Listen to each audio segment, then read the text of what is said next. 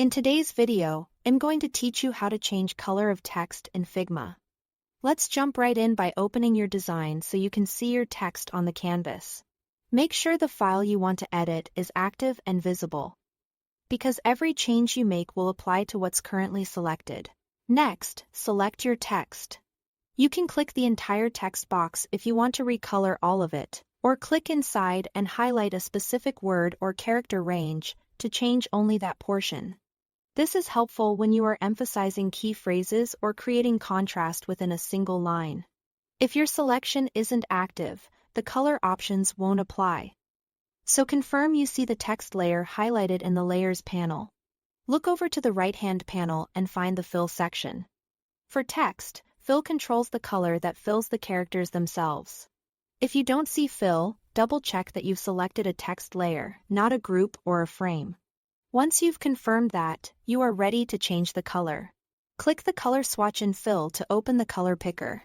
Here, you can choose any hue, adjust saturation and brightness, and fine-tune opacity using the slider. Lower opacity is great for softer, secondary text or placeholder copy. If you are working with brand standards, paste a hex code into the field to get an exact match. You can also switch between other color formats if needed. Take a moment to preview your result against the background, since contrast affects readability. If you want something more dynamic, change the fill type from solid to a gradient. You can choose linear, radial, or diamond. After switching, you'll see gradient handles on the canvas. Drag these to set direction, spread, and focal point. Gradients can make headings pop and add depth, but keep them legible by maintaining contrast and avoiding overly harsh transitions across letter forms.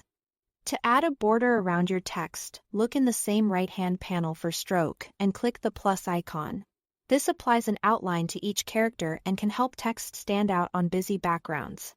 Choose a stroke color that complements your fill so the outline supports the design without overpowering it. That's it.